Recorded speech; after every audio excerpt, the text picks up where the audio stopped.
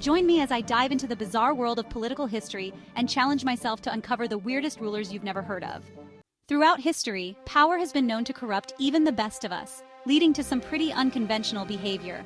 From crazy kings to eccentric emperors, it's almost as if the more power someone has, the weirder they become. But what drives them to make such bizarre decisions? Is it the pressure of ruling an entire nation? Or is it just a result of having too much free time on their hands? One thing's for sure, being in charge of an entire country can be pretty isolating. And when you're not held accountable for your actions, things can get pretty weird, pretty fast. From ordering strange architectural projects to making outrageous demands on their subjects, these rulers have done it all.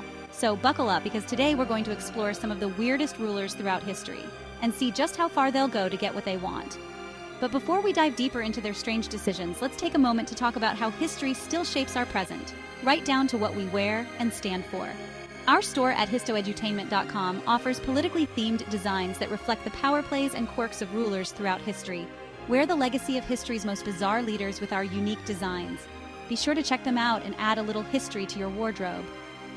Leading a country is never easy, and when you're as unconventional as some of the rulers we're about to meet, it's a wonder they managed to stay in power for as long as they did. Public perception is a big deal for any leader, but when you're doing things that are just plain weird, it's hard to get people on your side. Take, for example, the Roman Emperor Caligula, who was known for his, let's say, unique sense of style. He would often wear elaborate costumes and wigs to Senate meetings, just to see how far he could push the boundaries of what was considered acceptable. But it wasn't just his fashion sense that was a problem. Caligula was also known for his brutal treatment of his subjects, ordering the execution of anyone who disagreed with him on even the slightest level.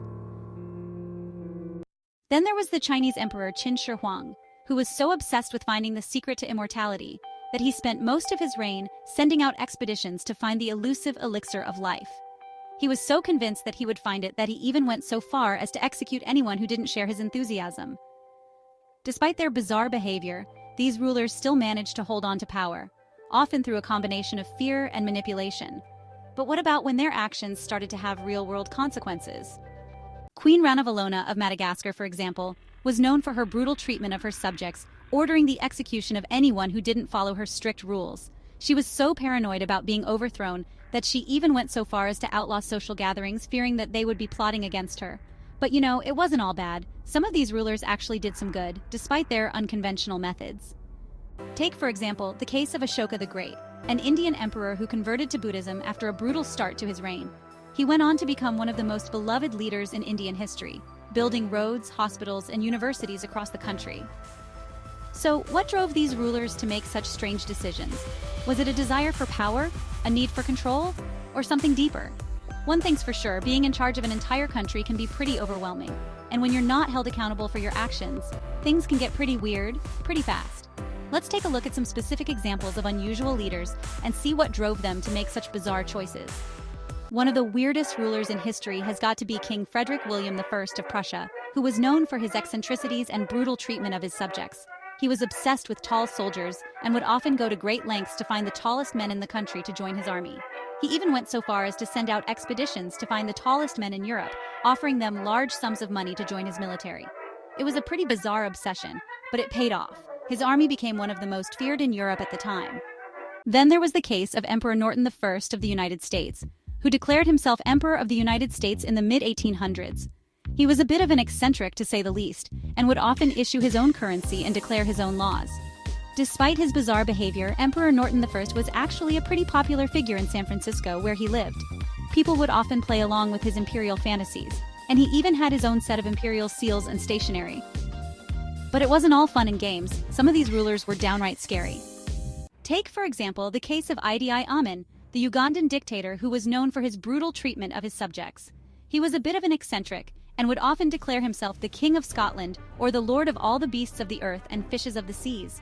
He was also known for his love of pomp and ceremony, and would often hold elaborate ceremonies to celebrate his own power. It was a pretty bizarre way to rule a country, but hey, it worked for him. One of the most outrageous stories of weird rulers has got to be the case of King Louis XIV of France, who was known for his extravagant lifestyle and outrageous spending habits. He was so convinced that he was the greatest king France had ever seen that he would often hold massive parties and ceremonies to celebrate his own power. He even went so far as to build his own personal palace, the Palace of Versailles, which was so extravagant that it bankrupted the French government. It was a pretty outrageous way to rule a country, but hey, it's still one of the most famous palaces in the world today. As we explore the stories of these weird rulers, it's hard not to wonder what drove them to make such bizarre decisions. Was it a desire for power, a need for control, or something deeper? Despite their unconventional behavior, these rulers still managed to leave their mark on history, often in unexpected ways. As we recap the examples we've discussed today, it's clear that being a weird ruler isn't always a bad thing. In fact, some of these rulers were able to achieve great things despite their bizarre behavior. So, what can we learn from these weird rulers throughout history? Is it that power corrupts absolutely, or is it that being a little bit weird can actually be a good thing? Let us know what you think in the comments below. And if you've got a favorite weird ruler you'd like to share, be sure to let us know. And if you want to check out more weird and wonderful political history stories, be sure to subscribe to our channel and check out our next video.